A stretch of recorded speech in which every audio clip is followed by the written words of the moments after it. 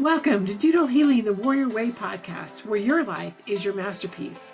I'm Cindy Bayles, your Doodle Warrior Coach, here to help you turn self-doubt into unshakable confidence, rediscover your purpose, and create a life you can't wait to wake up to. Grab your favorite pen and let's doodle your way to clarity, joy, and freedom, one episode at a time. Most women think they're stuck because they need more discipline. That's what I thought. But the truth is far more compassionate. You're not stuck because that's just who you are. You're stuck because of the way you are wired. Join me today on this episode as we unravel our wiring patterns. For years, I believed something was wrong with me. Every time I felt stuck or overwhelmed, I assumed it was just who I was. And then when I learned more, I thought it was my mindset. I blamed myself for not being disciplined enough or strong enough, having the wrong thoughts, and just not being good enough. I hear this from so many women. The belief that feeling stuck means we failed. But my story actually started much earlier. When I was 7 years old, my mother became an invalid. Almost overnight, I became the caretaker of her, my younger siblings, and the entire house. And there wasn't any support. And that means that I learned that I had to take care of myself, even when I was sick, a pattern that followed me throughout my adult life. It wasn't until recently that I realized how deeply this had shaped me. My husband grew up completely differently. He's the youngest in the family, P.S. When he was sick, his mother literally supported his head while he threw up over the toilet. And his nervous system learned help is available. But mine learned, you're on your own, sweetheart. And suddenly, it all started to make sense to me.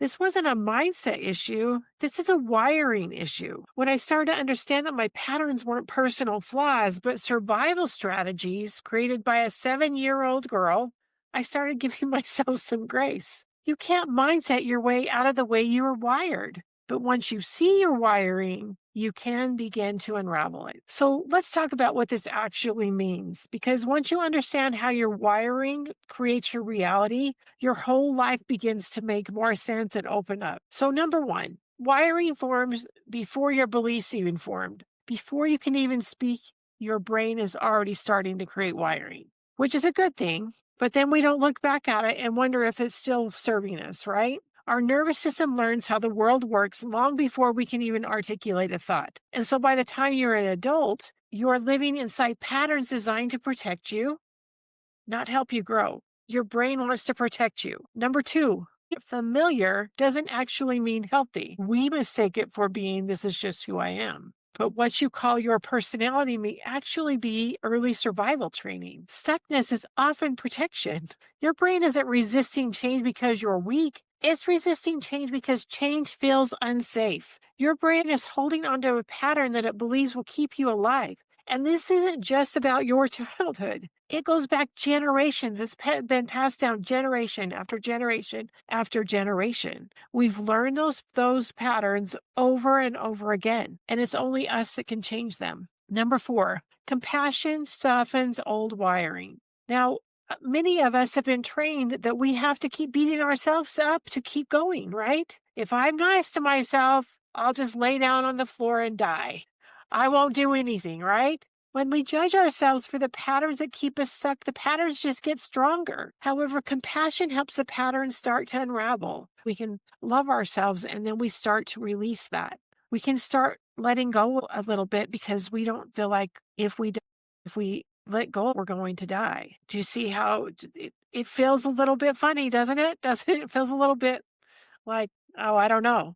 When you start to let go of the patterns that you hold on so tightly, they lose their grip on you. When your nervous system feels safe, it becomes available for transformation. Number five, rewiring begins with safety, not pressure. Pressure activates our defenses. Now, an example on this one. Have you had anyone push back on what you believed about something? So if someone pushes back, immediately your defenses usually go up and you tell them they're wrong and you quit listening.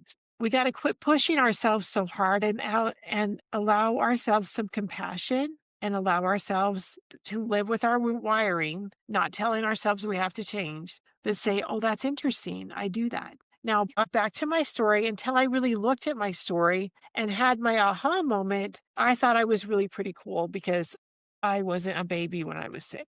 But I didn't ask for help. I don't need any help. But I've been noticing in the last few years how much I don't ask for help. It's getting me in trouble and it's getting my health in trouble. But I don't want to ask for help because that's who I am. But when I had that epiphany about my husband, I went, oh my goodness, he does not question if he asks me to go and help him back up a truck. But I don't ask for help hardly ever because that would make me weak. That's what my thoughts are. So pressure activates our defenses. Safety opens us up to new possibilities of our wiring. And we're like, oh, I feel safe.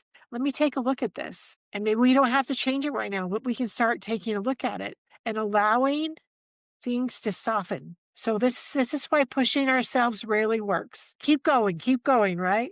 But creating safety always moves the needle just a smidge in the right direction. As long as we continue to create safety, we can continue to move the needle in the direction we're wanting to go. Pushing ourselves over and over again, rarely is it going to get us where we want to be. So if you've been blaming yourself for being stuck, for procrastinating, for repeating old patterns, I want you to hear what I'm saying. You're not the problem. Your wiring is. But your wiring can always be rewritten. It's the beautiful thing about our brain. Understanding this is the beginning of real, grounded, sustainable change. Try noticing your wiring this week. Just notice it. And then choose to be compassionate with yourself. Be the objective observer and think, that's interesting. That's why I do this. Noticing is the first step to unraveling your wiring. If you've enjoyed this, share with us in the Facebook group what you learned about your wiring today. The link is in the comments below. If this episode resonated with you, share it with a woman in your life who might need this reminder today. And if you want more help with this, click the link below to book an appointment with me. It's free and I will give you steps to start unraveling your wiring. This is the beginning of a beautiful new journey. We'll see you next week on the Warrior Way podcast. Thanks for listening to Doodle Healing the Warrior Way podcast, where your life is your masterpiece. If today's episode inspired you, make sure to subscribe and share it with a friend who needs a little encouragement. Want more? Grab my free Doodle Your Vision Board guide. The link is in the description below. Remember, you are the warrior of your story. Your life, your masterpiece.